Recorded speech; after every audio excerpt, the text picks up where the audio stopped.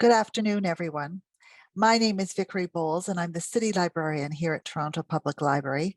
And on behalf of the library and the Toronto Public Library Foundation, I'm delighted to welcome all of you to this special tribute for Valerie Mah. Before we get started, I'd like to read the library's land acknowledgement statement.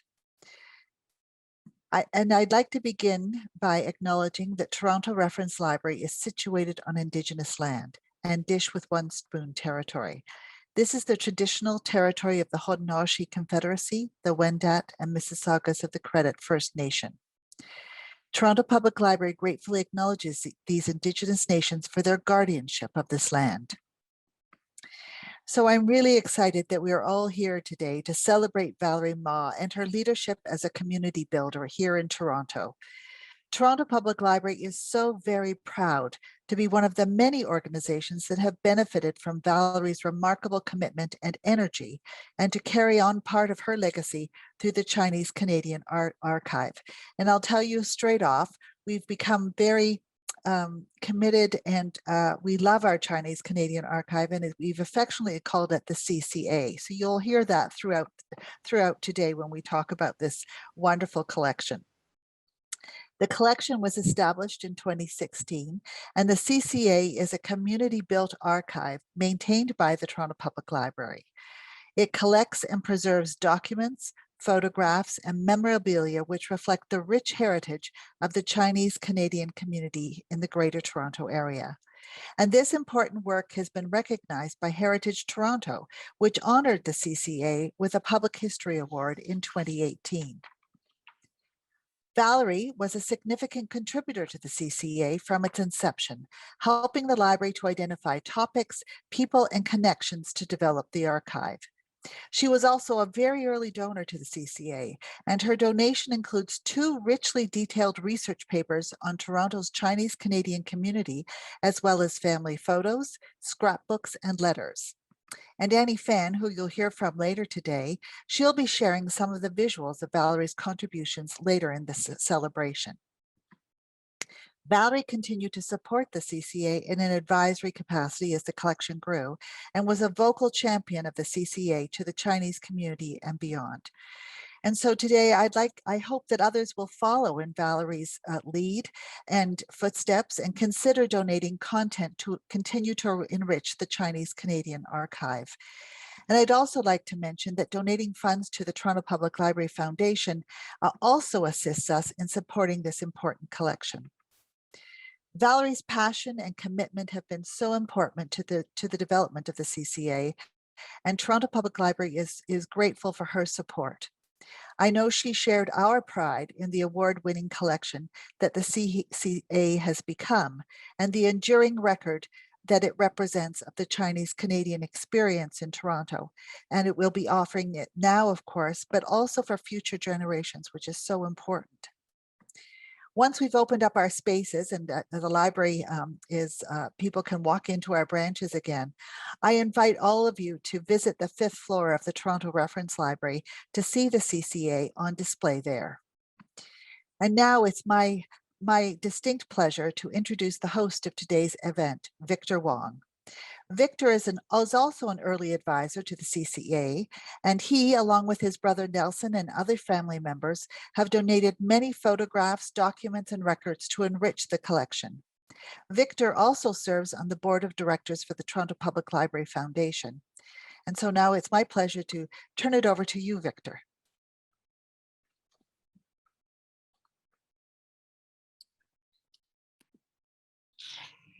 Thank you, Vickery. Hello, I'm Victor Wong, and I'm very honored to be the host of this event. On behalf of the Toronto Public Library, Toronto Public Library Foundation, and the CCA, I want to extend a warm welcome to showcase the exceptional life of Valerie Mah, a longtime educator, passionate community activist, special advisor, and contributor to the CCA. May is Asian Heritage Month. It is a time to reflect, remember, and celebrate, especially Chinese Canadians' contribution to the Canadian mosaic. And I can't think of a better month to be celebrating Valerie. You'll be hearing from an interesting and diverse group of guest speakers who'll be sharing their stories about Valerie's lasting contributions and legacy. Then we'll open it up to the audience to say a few words. But let me start by sharing a few personal experiences with Valerie. I first met Valerie over 50 years ago when I was president of the Mingshan youth group and a student at University of Toronto. At the time, we were fundraising in 1969 to build our first long-term care facility on Darcy Street. I fondly remember Valerie helping to build kiosks to sell lottery tickets and participating in fundraising events. After that, we sat together for many years as board directors of Mingshan and as honorary governors. She was the treasurer of Mingshan during the formative years, and she and her husband spent countless hours there volunteering their time and their energy. She was intelligent, articulate, dedicated, hardworking, community-minded, vivacious, and always well-dressed. When Valerie walks into a room, everything seems brighter, more fun and energetic. She lifts everyone's spirits. She made community engagement fun and invigorating.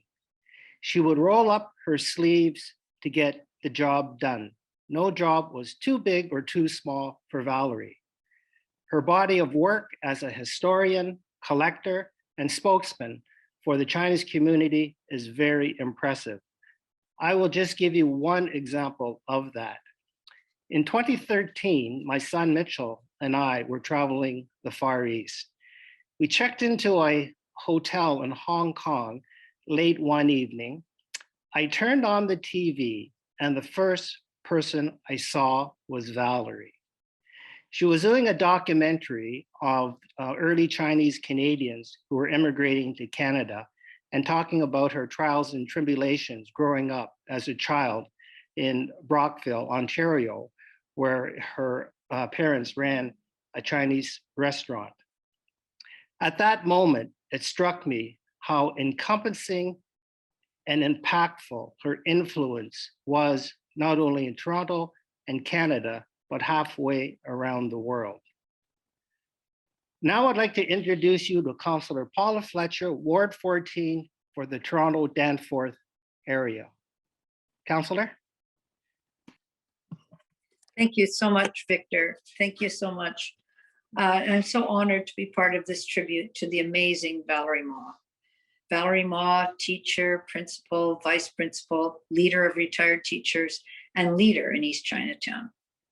Val Mah was the first Chinese vice principal in the Toronto Board of Education, and she took that position at Withrow School. She did come into her own when she became the principal of Bruce Junior School up until her retirement in 2002. Bruce School had a very large Chinese student population, and Valerie knew every family, every child, and she believed in each and every student and personally helped families through difficult times and always encouraged students to become their very best selves. While today many schools celebrate the Lunar New Year, that was not always the case. Over 20 years ago at Bruce School, Valerie had the entire school mark this most important time of the year for the Chinese community. It was so much more than learning about Chinese culture at Bruce. It was the validation of the culture of so many of her students and other students learning about Chinese culture.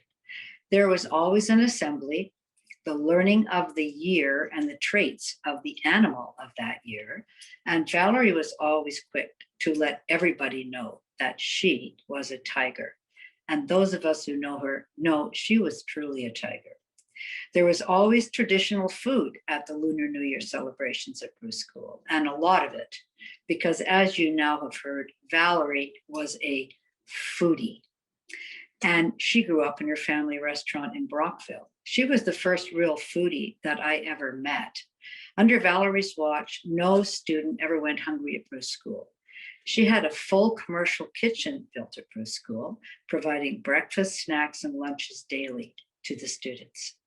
She believed that food brought people together. It was sad this year to miss the annual Lunar New Year banquet she organized every year in Chinatown to raise money for TEOF, the Toronto Education Opportunity Fund. This remarkable organization was set up by progressive educators and former staff of the Toronto Board of Education, and it's still going strong 24 years after amalgamation into Toronto District School Board. I first met Valerie in the year 2000. Jack Layton and Olivia Chow were very, very dear friends of Valerie's. And when the newly amalgamated Toronto District School Board voted to close Valerie's school, Bruce School, Jack, who was the local city councillor at the time, quickly came to support his friend. That year, I was teaming up with Jack to run for school trustee, and Jack took me to a meeting at the Bruce School gymnasium. Valerie never tired of telling the story of when Jack entered the room and proclaimedly and announced to all of those assembled, including all of the brass at the TDSB, "You will not close this school." And it was not closed. It was the typical East End, South Riverdale epic battle. While supposed to be overseeing the orderly closure of the school, Valerie was quietly in action with parents and with Jack and Marilyn Shirley and me to keep it open. There were petitions and press conferences and nonstop activity. The night finally arrived for the vote on the school closure. Ever the organizer, Valerie had ordered 2 buses, paid for them herself, and gotten all the permission forms for 70 kids to travel to 150 College Street, the head of the office of the Toronto District School Board at the time, in the evening, no less, and in a snowstorm, no less, to bear witness to the vote and be faces to the decision. And what beautiful faces they were that night. The organizing was classic Val Mah. She could turn on a dime and pull rabbits out of a hat at any turn. And you already know the end of the story. The Bruce School was not closed by the school board. Instead, a pilot was set up for integrated early learning for JK and SK, a forerunner for all of our all-day kindergarten programs today. When Val retired from Bruce School, she did not retire from the East End of Toronto. Instead, she became the backbone of many organizations and activities. She joined the Chinese Chamber of Commerce and quickly became known as Principal Mah. The Xiaowameng Archway was a huge effort taken on by the community as a joint project with the City of Toronto. And she was instrumental in keeping things moving and fundraising the community portion to build the archway. With her solid connections at Yihang and Montchong, she knew many people who came forward to help make this vision a reality. And it still is the only Chinese archway in the City of Toronto. In 2005, Val helped the Good Shepherd and Hong Fook establish 25 apartments at Gerrard and Logan for people who are experiencing homelessness due to mental health challenges. Today, we know more about the importance of supportive housing, but then there was a very strong reaction from East Chinatown businesses and residents. But ever steadfast, Valerie continued to quietly help with the introduction of this housing into the community, calling on her great friend and champion, Dr. Joseph Wong, to speak up for mental health services in the community. It was a tough but successful battle, with Val always being firm but gracious with the naysayers.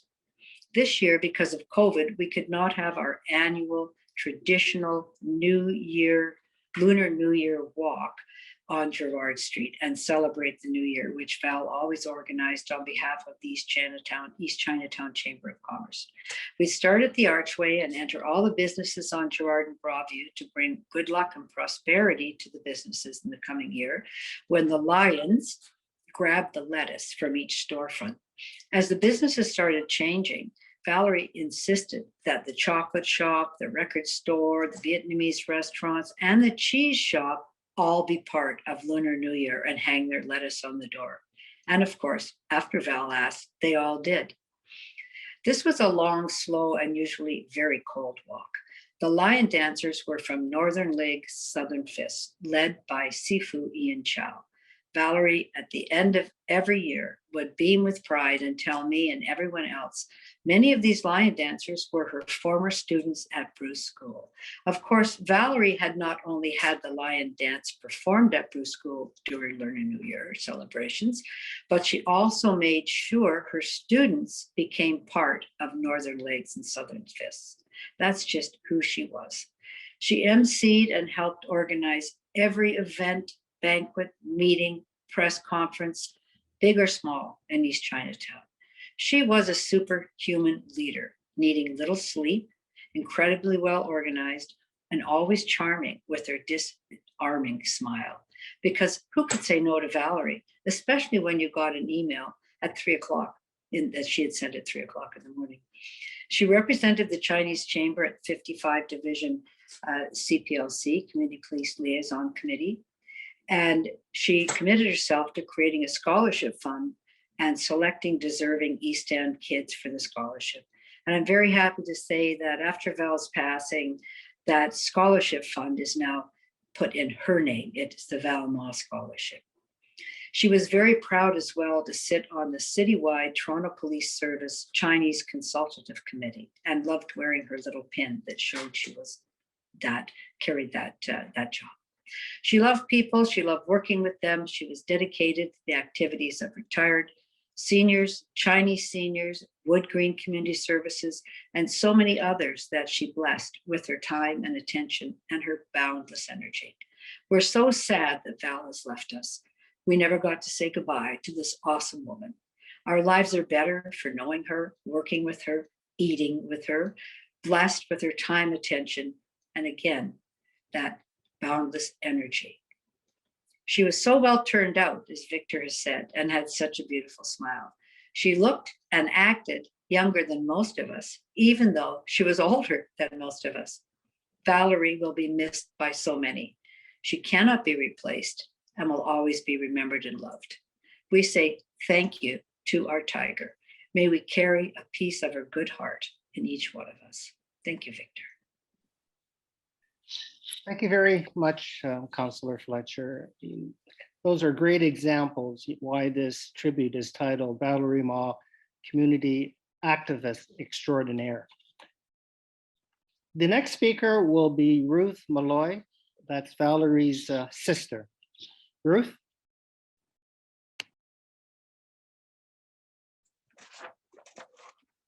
Hi, everybody. Thank you for organizing this tribute to our sister, Valerie. Especially during Asian Heritage Month. She would have liked that. She had so many projects going on for the Asian as well as the greater Toronto community. It was hard for us to keep track of everything she was doing, even during the lockdown. We too wondered where she got her energy from and tried to get her to slow down, to say no to requests for help, to get some exercise. She never exercised and rest, but she liked being busy, being useful. She liked challenges. Where did all this energy come from? I like to think it was in her genes. Both of our grandparents came from China, both arriving in Canada before the Chinese Exclusion Act in 1923. Her paternal grandfather came from a tiny village in Toishan County, which is about 150 kilometers from Hong Kong. We never knew him. He returned to China before we were born. His son, our father, was 12 years old when he arrived in Brockville. It was amazing that our father and their relatives, our father with only about 3 years of Canadian education, with his rural Chinese background and with their humble Chinese Canadian beginnings in a laundry, it was amazing that they were able to start a large restaurant that was the only restaurant then between Montreal and Toronto with white linen tablecloths that served fancy dishes like lobster and live oysters. And yes, we also had chow mein buns, chop suey buns too. Our maternal grandmother was a concubine whose husband brought her rather than his first wife to Canada. He had been a merchant, but we don't know of what, and they settled in North Bay, Ontario, where our mother was born. They made their living also from a laundry and a restaurant, but unfortunately, grandfather died. grandmother was an amazing woman. She brought up 5 children on her own with hardly any English, and took them by herself back to China so the boys would get a Chinese education. They returned to Canada 3 years later. A laundry and a tiny restaurant kept them going. Our mother went to secretarial school. Important for both families was the Christian influence. Church people, the Presbyterians in Brockville, taught our father and his relatives English and about Christianity. It helped us fit into the wider Canadian community. In those days, there was something like 13 Chinese men to every Chinese woman in Canada, the result of Canadian immigration laws and racial discrimination. Fortunately, a traveling salesman told Daddy and Mom about each other. They met, and 2 years later, they were married. There were 5 of us siblings, 4 girls and 1 boy. Valerie was the 3rd child. We all worked in our restaurant, even in our laundry, hanging up linen napkins and tablecloths to dry and waiting on tables. Even after she became a school principal in Toronto, Valerie would spend her summers helping in the restaurant. Our family was involved in the Brockville community, and one year our mother was named Citizen of the Year for her work in the community. She was a good example for all of us to follow. But Valerie's son, Yuen, kept saying that we Lower girls are like sharks. We have to keep moving to stay alive. Maybe this was because our father frequently called us lazy, and we should be working 16 hours a day like he did. It could have been our mother's example. She was also determined to pay off the restaurant's debts after a huge fire next door resulted in a chimney crashing on top of our restaurant. And after that, our mother expanded the place.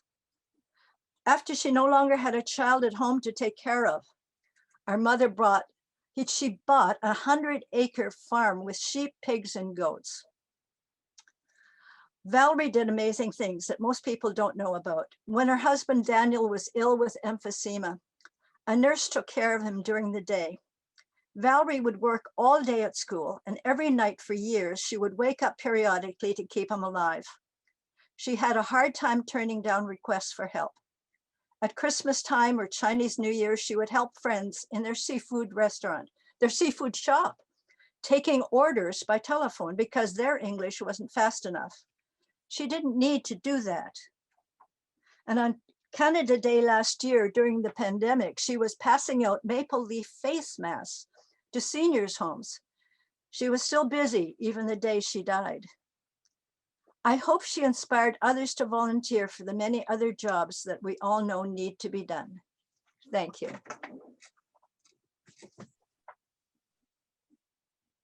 Thank you, Ruth. That was a great backdrop in describing Val and how many of those traits continued during her adult life as well. The next speaker is Adrienne Chan. She's also a special advisor to the Chinese Canadian Archives and is an award-winning Chinatown historian. Arlene, over to you. Thank you very much, Victor. Valerie was a very dear and beloved friend of mine, but I'm here this afternoon speaking as the president of the Jean Lum Foundation. We provide an annual scholarship program for high school students of Chinese heritage from across Canada. And Valerie was there right at the very beginning, a founding member of the Jean Lum Awards. That was in 1996. She believed in the idea of recognizing student achievement, but she also wanted to provide a fitting and lasting tribute for the foundation's namesake, my mother, Jean Lum. This year, 2021, marks what would have been Valerie's 25th anniversary of tireless dedication and commitment for the Jean Lum Awards program.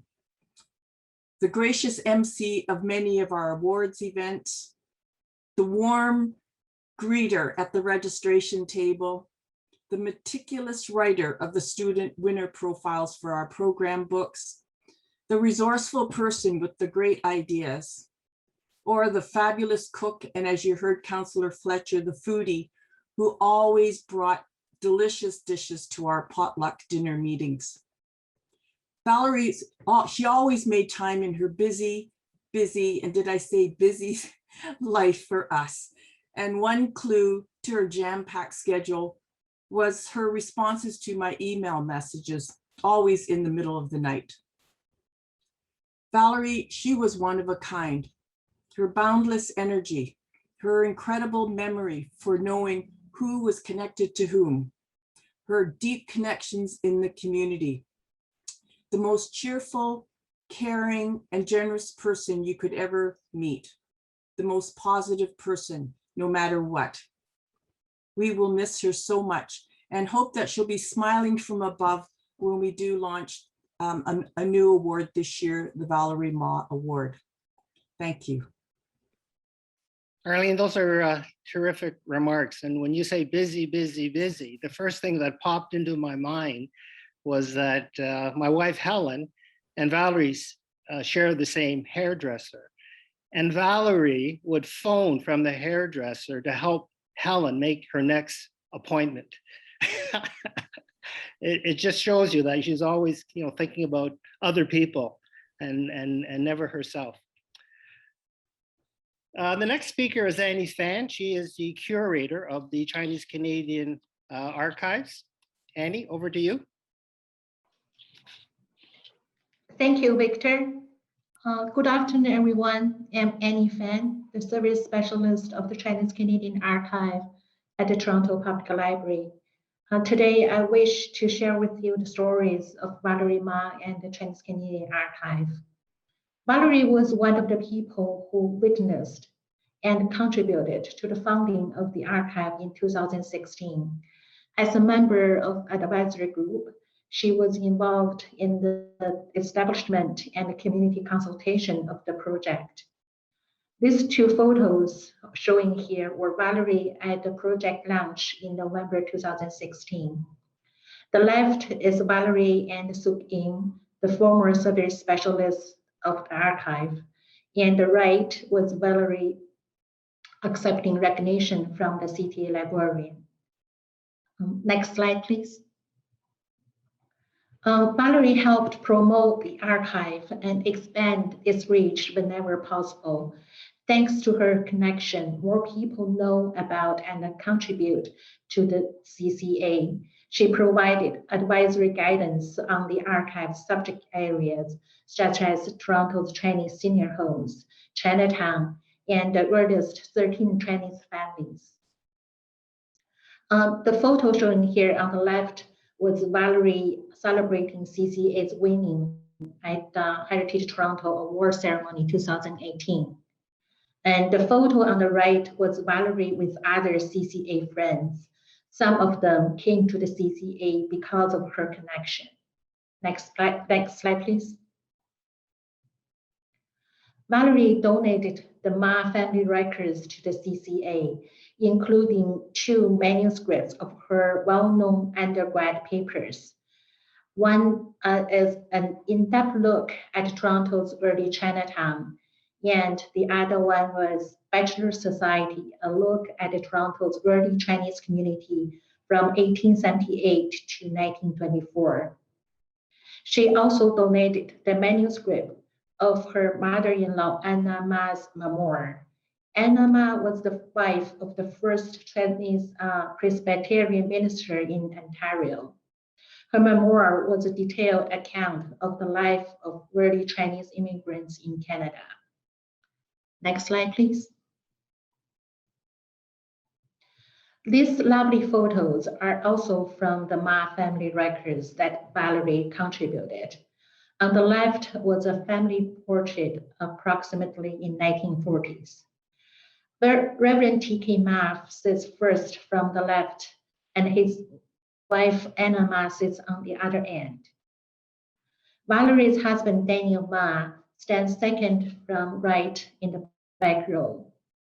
On the right side is another Mah family portrait taken in 1924, the second year after the Chinese Exclusion Act took effect. Daniel sits in the middle in the front row. He was 3 years old. These photos were put together by Daniel as family history panel boards that Valerie donated to the CCA in 2016. Next slide, please. Valerie was a diligent storyteller to the best interest of an archive. Whenever she saw a photo that she knew stories about, she would contact me right away, telling the who, when, and where. During Chinese New Year 2019, I created a greeting card with the photo on the left, without knowing who the children were. Valerie sent me an email upon receiving it. She said, "Do you know this is a picture of 3 of my in-laws? The boy on the right is my brother-in-law Joanne Mah, who lived to 101, and that may be his sister Ruby and Ruth." These 2 short sentences give what an archivist needs the most: the name, the age, and the relation. She also did this on the photo on the right, which by far is the oldest item in the archive, acquired also through Valerie's connection. "Do you know my father-in-law was the first Chinese minister of the Presbyterian Church?" My favorite sentence from Valerie always started by, "Do you know?" That's when I knew I needed to get ready for stories from her. Next slide, please. The Chinese Canadian Archive thrives because of people like Valerie Mah. She helped bring people to the CCA and bring CCA to the community and beyond. We will miss her dearly. Her contribution to the Chinese Canadian Archive will be forever valued and remembered. Thank you. Thank you very much, Annie, for that walk through Valerie's documentation. And the CCA feels very honored to be the custodian of such invaluable, priceless documentation.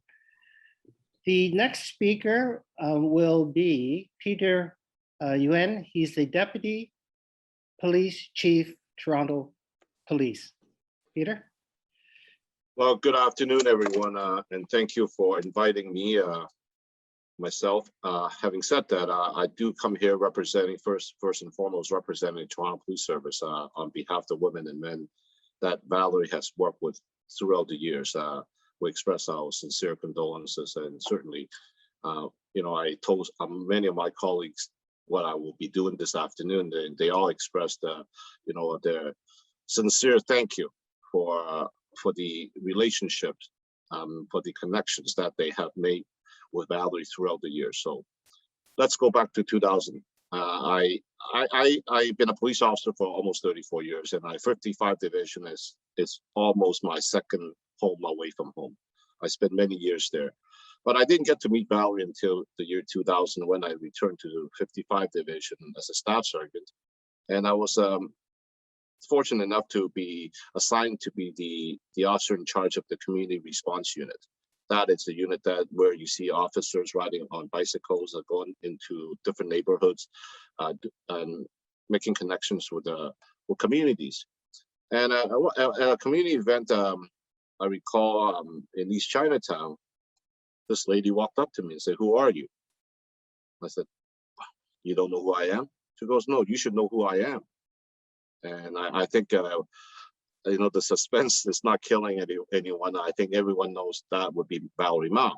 She said, "I am the principal." I said, "Okay." And I said, "I'm the staff sergeant." So that's how we met. Throughout the years, since 2000, I have worked and I would say learned a lot from Valerie. And one of the things that I learned from Valerie is about relationship building. I'm not talking about the formal relationships. When we know each other through work, those are natural. Those are relationships that you have to make. She is the type of person that will walk up to anyone in any situations, and she will introduce herself, tell you who she is, and tell you what she can do for you. And so certainly when I first met with Valerie, that's what she did with me. And certainly I would never turn away good help, especially as free. So she was very, very helpful. And you heard from Councilor Fletcher. that she was an integral part of our 55 Division Community Policing Liaison Committee. And she showed up at every meeting, and everyone knows Valerie was very engaged, and she had a lot to say. And she said a lot. But everything she said was very informative and was direct, yet constructive, holding the Toronto Police Service accountable in the way we deliver our police in our services. And by her volunteering her time, she brought the East Chinatown community, and I would say the Riverdale community, much closer to the Toronto Police Service. As time went on, we heard from previous speakers, she's a tireless individual.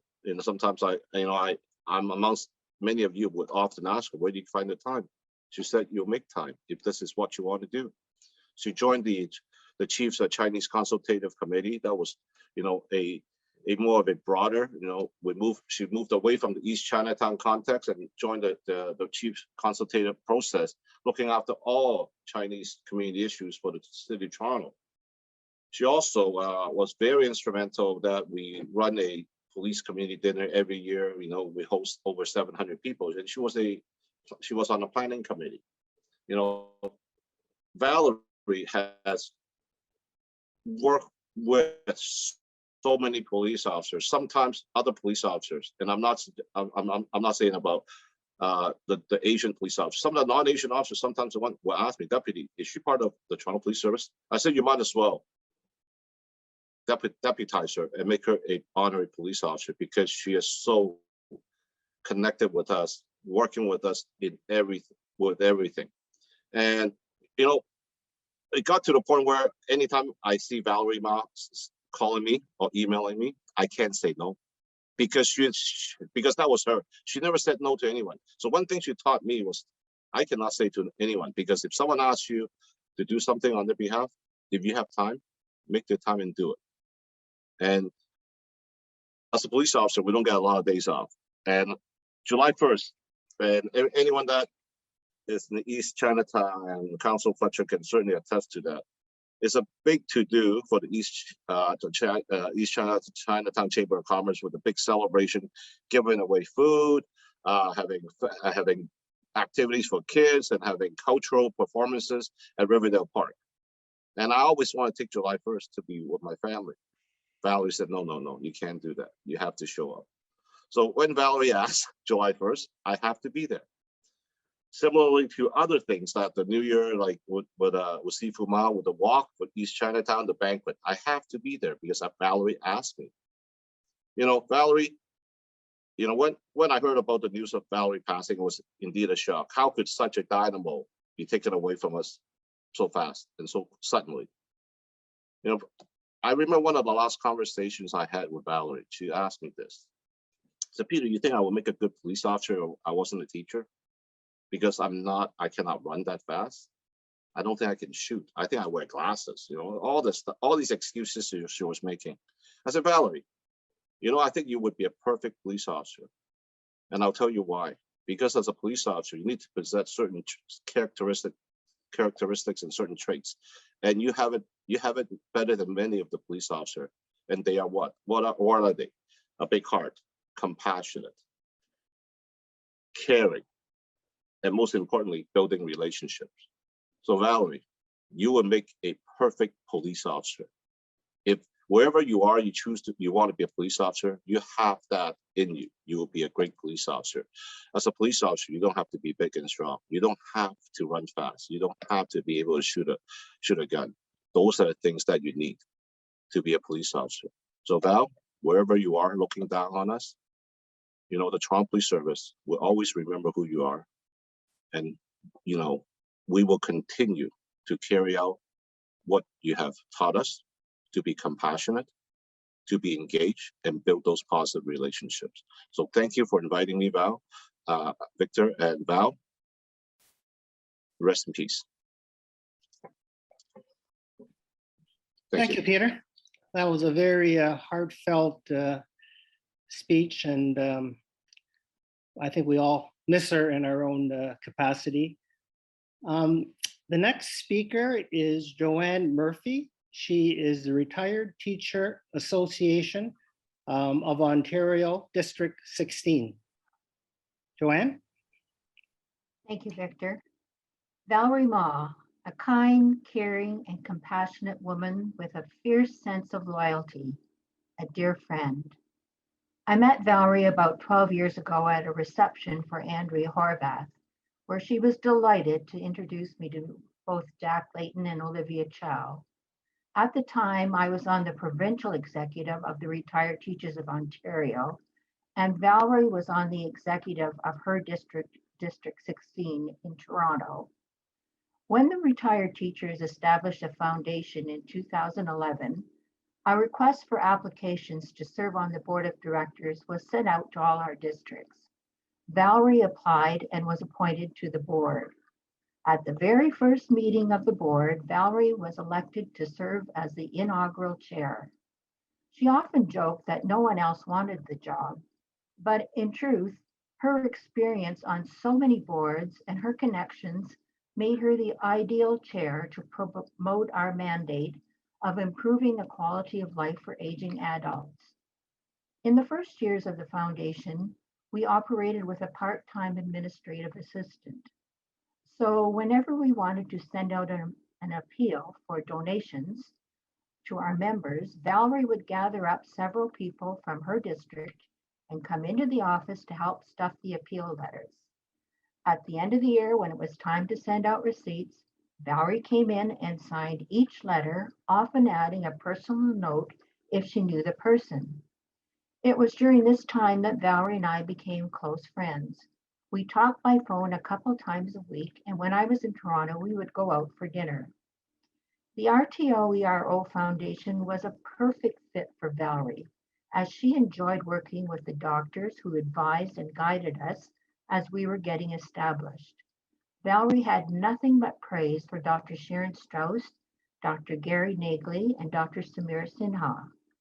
Later, when Dr. Paula Rochon was appointed by the University of Toronto as the very first RTO-ERO chair in geriatrics, Valerie was very excited because she knew how critical research is into the aging process. Valerie's knowledge of and her work with the Yi Hong Center for Geriatric Care and the West Park Healthcare Center were definite assets for the foundation. The depth of concern and compassion that Valerie had for people was evident in the wide range of her involvement from young children to seniors. The Toronto Education Opportunity Fund was established to raise money to provide young children with a good breakfast in the morning before school. One of the last things we talked about was her deep concern for these young children who were not getting a good breakfast in the morning due to the shutdown.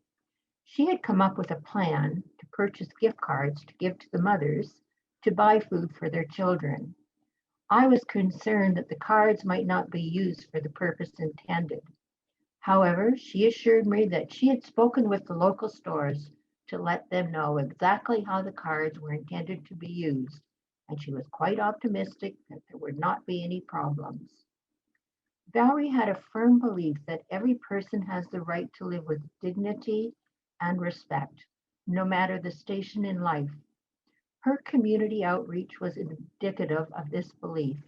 The East Chinatown community knew that she was there to support them. In her quiet but firm way, she accomplished many things for the community. These include that traditional Chinese arch with the welcome sign in Chinese and the beautiful murals on many of the buildings along Gerrard Street East and Broadview. Valerie worked with the Community Police Liaison Committee for 55 Division, even bringing them candy on Halloween. It was here that the idea for the murals was born. Valerie was so proud of the students at nearby Riverdale Collegiate who cleaned the walls for the murals, and of course the street artists who painted the murals. Each one of them knew that she cared about them, as evidenced by the daily trips Valerie made to the site with her cooler full of treats. One afternoon, Valerie took me to see the murals. I was amazed at the beauty and scope of these murals, as well as the deep, genuine respect the artist showed her. Valerie didn't just care about people. She believed in each one of them. For each person Valerie touched in some way, Irving Berlin's lyrics say it all. The song is over, but the melody lingers on. My condolences to Yuen and all the family. Thank you. Thank you for this opportunity, Victor, to speak about our friendship and about other things that Valerie was interested in. You're welcome, Joanne. The next speaker is Ed Carrick, a former student of Valerie. Ed? Good afternoon, everybody. I had a grade 3 teacher that changed my life. In 1975, I was struggling with writing and math. My parents were terribly worried about my education, but they had heard of a teacher at the Toronto District School Board who had had good success with experimental teaching techniques with students who had learning disabilities. By some miracle, my parents secured me a spot in her class. I ended up staying for grade 3 and grade 4. Part of Miss Mah's teaching genius is that she insisted on small classes. There were 8 of us in total. A unique feature of Miss Mah's teaching style is that every week she would send home a handwritten note to our parents outlining weekly successes, challenges, and above all, any behavioral issues. I had many. These notes were stapled to our homework, and of course, opening them was forbidden. Thanks to my father's meticulous record keeping, I am so proud that I have over 60 handwritten notes from Miss Mah to my parents. I cherish them, and occasionally I will reread them to remind myself where I was, where I came from, and to recognize what I became because of Miss Mah. Another cherished memory of Miss Mah was her impulse. With a small classroom, quite often we would arrive at school only to be told that we were going on an outing. No permission slips in the 1970s. One memorable day is when Miss Mah took us from Indian Road Crescent School in the West End for lunch at the Sai Wu restaurant. Another was a day when we visited the newly opened Mon Cheong Home for the Aged. I can remember when I excitedly told my parents that we had lunch at the Sai Wu restaurant and we were taught how to properly say thank you in Chinese. I can still hear my mother exclaiming, "The Sai Wu? Well, that's the most expensive Chinese restaurant in Toronto." My parents were impressed, but then they drilled me with questions to ensure that I had behaved properly. I am now holding in my hand the last note Miss Mah gave to me, stapled not to my report card, but to my little graduation little paper you got. She wrote it to me, not my parents. Fast forward now to 2010, I am now a communications officer with Toronto Public Library, and I was working on the centennial celebration of Riverdale Library. To my great delight, there she was. I was able to reunite with Miss Mah at the event. Our corporate photographer took some photographs of us. Several days later, arriving at my office was this. Another beautiful photograph with me and Miss Mah, and of course, one final note from Miss Mah, the last one, of course, I would ever receive. Thank you, everybody. Thank you very much, Ed. That was a terrific speech and lots of good memories. And it's very touching that you were able to keep all those notes. Congratulations on that. Thank you. The next speaker is Tim Kwan. He's the chairman of the Mingshan Foundation. Thank you, Victor. I've hearing so many stories of your experiences with Valerie. I would like to share a couple. The first one was while I was working with the Chinatown East Business Association, Dale Jiang, and others in the development and later on the construction of the the Zhonghua Min, the China Gate on Broadview and Girard. There were some challenges to get it done, because after about 9 years, it was not ready, and the city of Toronto was thinking about canceling it because it was built on a what we call the green parking location. I know through Dale and others that Valerie was the key person to liaise with the city of Toronto, especially Councillor Fletcher and others, to keep it floating, so to speak, until we're able to raise enough money and get the technical side of it, the contractors ready. But Valerie was so effective and quietly worked behind the scene that it was actually appear effortlessly kind of work to me. The other story I really like to tell is with my work at Mingshan Foundation. Valerie always came to our meetings, especially our annual general meeting, AGM. And it usually took place in our head office in Richmond Hill. He would not only show up ahead of time, greet everybody. One year, I invited my good friend, Mr. Joe Walsh, to the meeting. Joe came in also fairly early, but he knew none of us, so he sat in a corner. And after I said hello to him, I had to go around and talk to others because I was chairing the annual general meeting.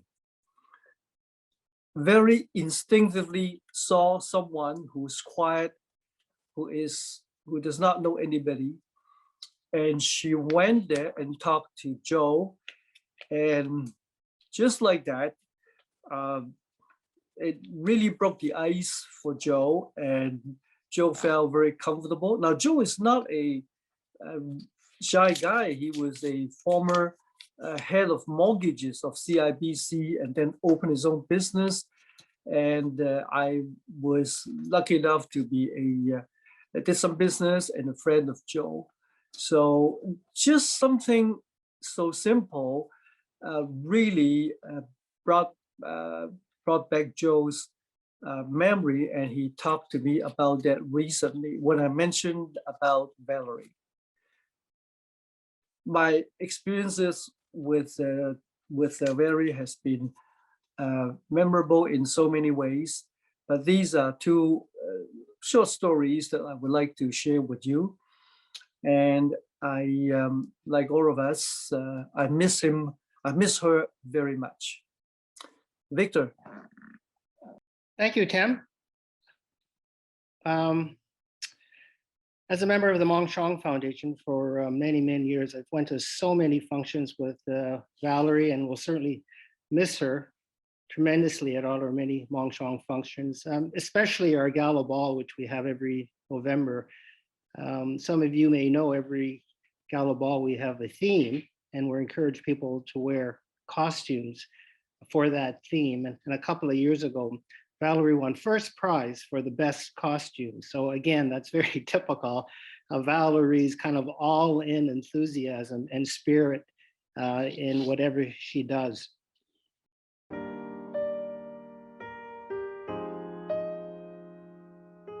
Valerie Mah's involvement with Mingshan Foundation had deep roots. In the 1960s, she and a group of friends would visit the elderly in Chinatown, many of whom lived in poor conditions or were estranged from their families and friends. She brought them snacks and games and kept them company over the weekends. But it soon became apparent this was not enough. A permanent nursing home that was culturally appropriate for the seniors was needed. Mingshan Foundation was founded in 1964 to serve the Chinese Canadian community. And right from the very beginning, Valerie was there. As soon as the committee was established to build the nursing home, Valerie and her husband, Daniel, were out and about fundraising for the project, raising enough money by 1971 to purchase the land where Mingshan Home of the Aged now stands. The home welcomed its first resident in May 1975.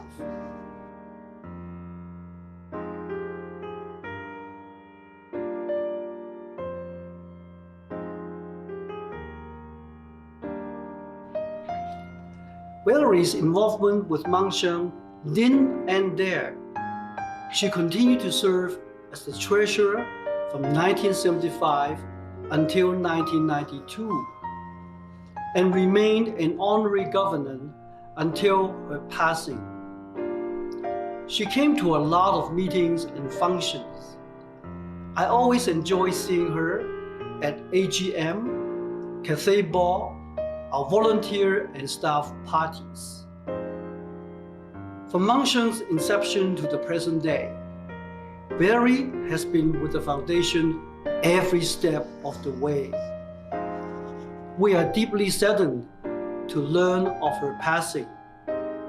Her contributions to Mingshan are recorded and will always be remembered in the organization's history.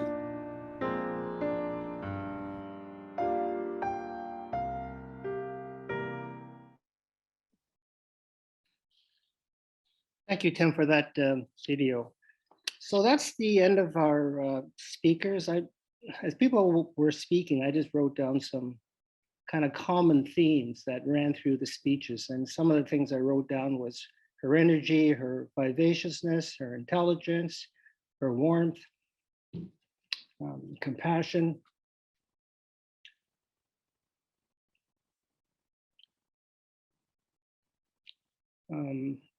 Her concern for others, especially the less fortunate, seniors, young children. Relationship building, tireless, foodie, and someone you could never say no to. So I hope that gives you a much better understanding of Valerie as a person, as a character, as a community activist extraordinaire. So now we'd like to open it up to the audience. If you'd like to share a few moments, a few memories about Valerie, please raise your virtual hand, which can be found by clicking the reaction button in your menu bar. Please keep your virtual hand raised, and I'm going to call on audience members one at a time. When you hear your name, you'll be prompted to take yourself off mute. We ask that you keep your story under 2 minutes. Please stay on topic to ensure as many people as possible can share. The first speaker is Tam Goosen. Tam?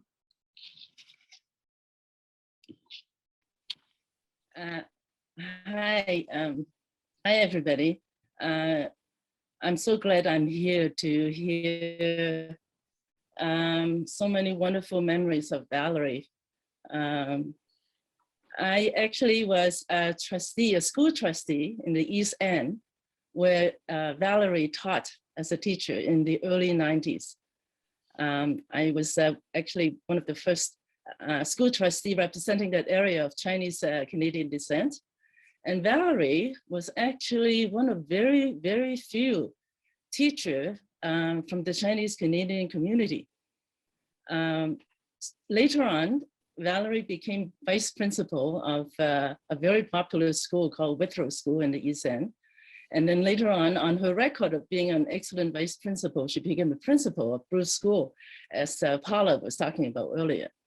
But I just like to emphasize how important it was for Valerie to be perceived as such to become such a popular and wonderful, well recognized educator.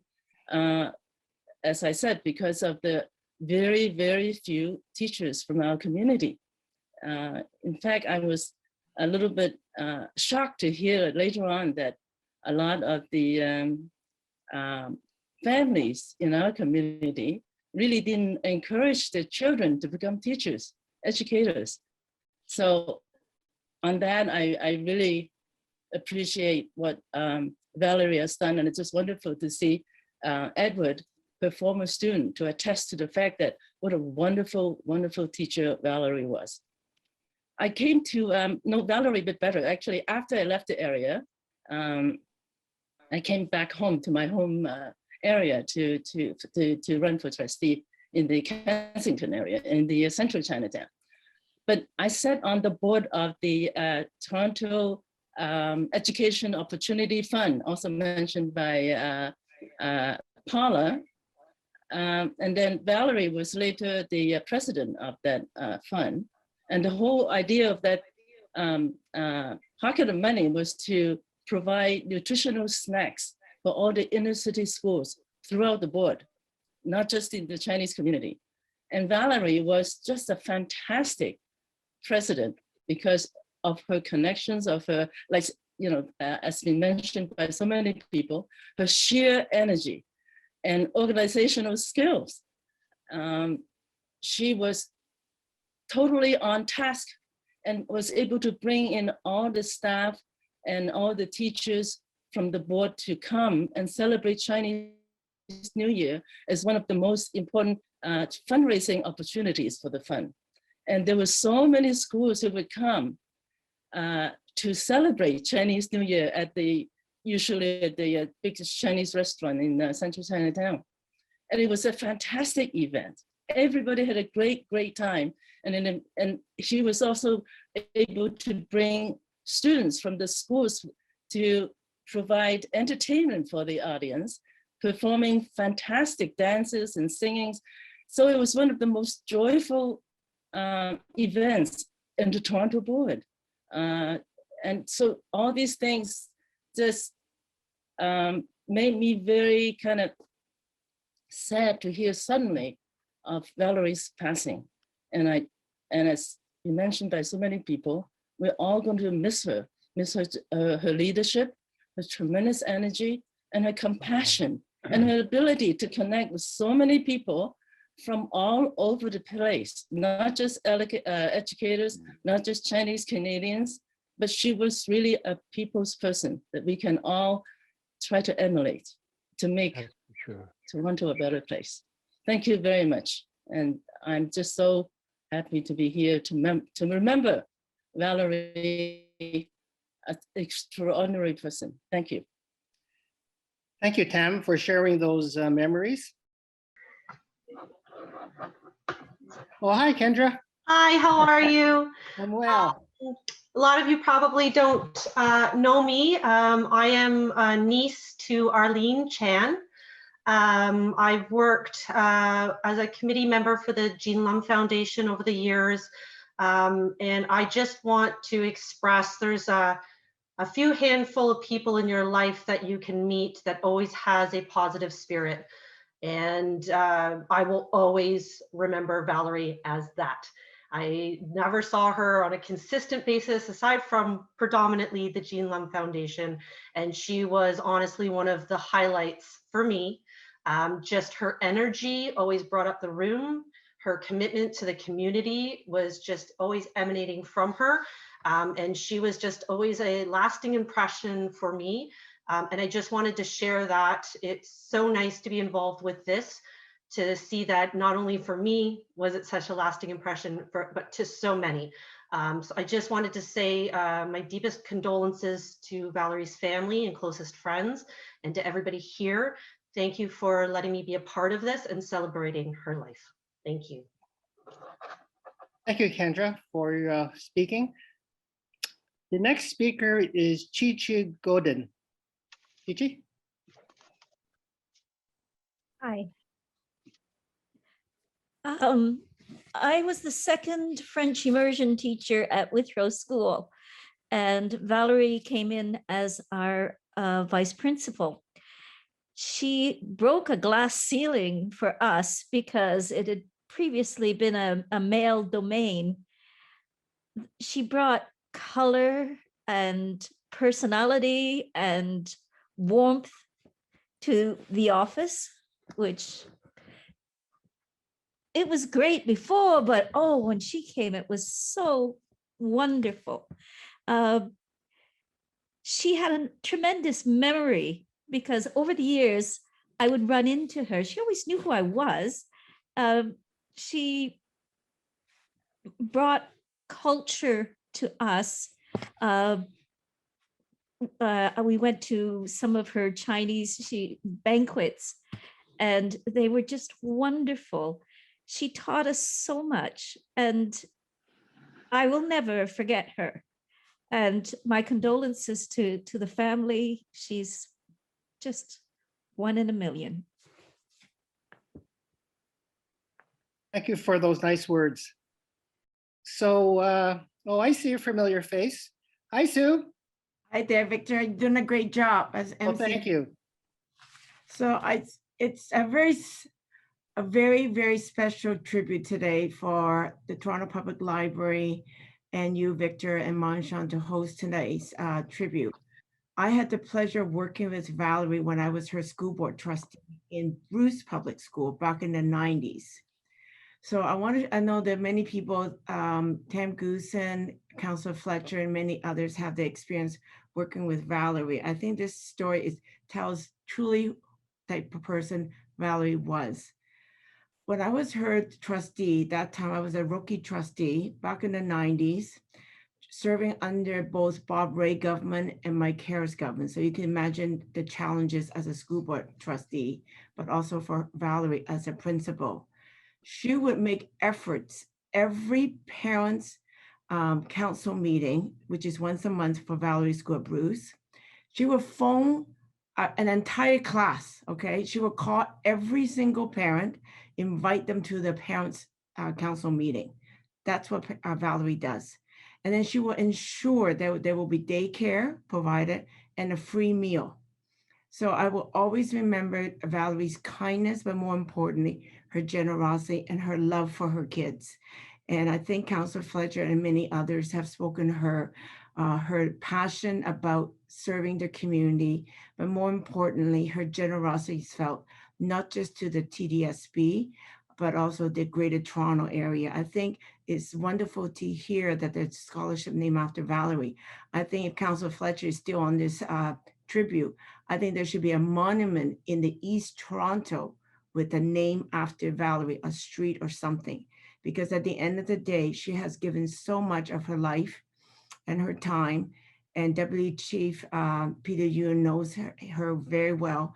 And many of us knows Valerie's kindness. I think her legacy, but more importantly, her landmarking, like she has touched so many lives, but also her contribution to the city. It would be wonderful to see a landmark in the city of Toronto in the East End have a name called Valerie Mah. So thank you, Victor, for all your good work and letting me speak about Valerie.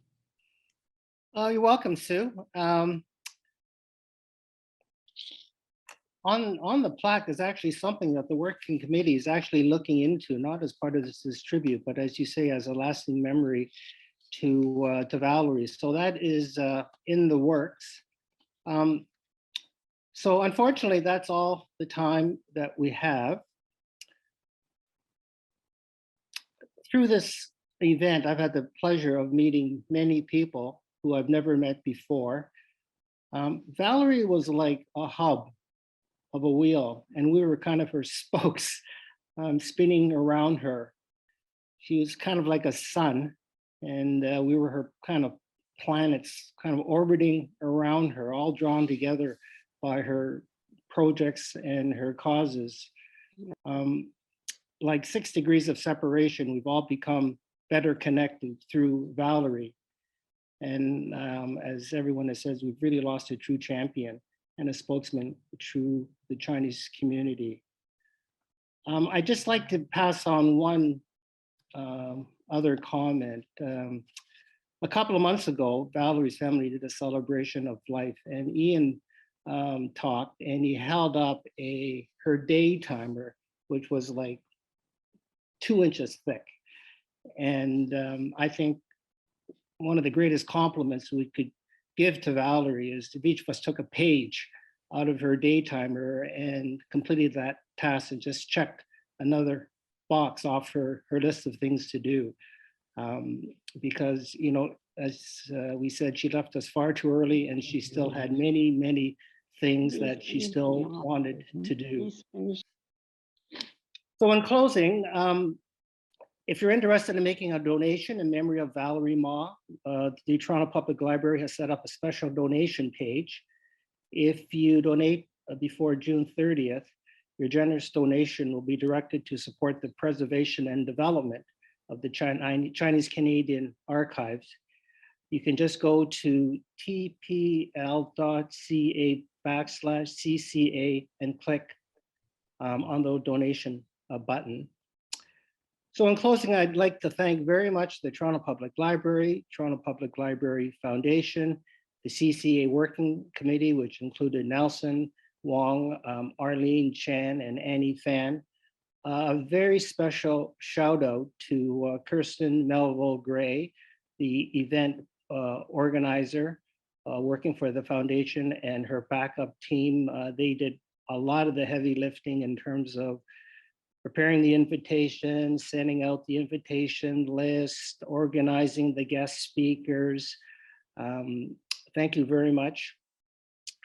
If you have your own stories to share, which you weren't able to do today, like there's a couple of options. The Valerie Mah memorial page is still on her Facebook page.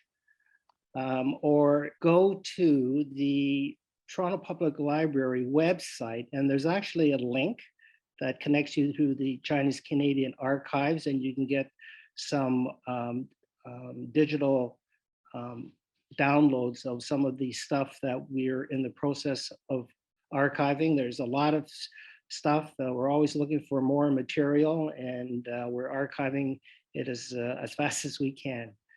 So that's it. I hope you enjoyed the event. Thank you very much for joining us. Stay healthy and stay in touch. Have a great weekend. Bye.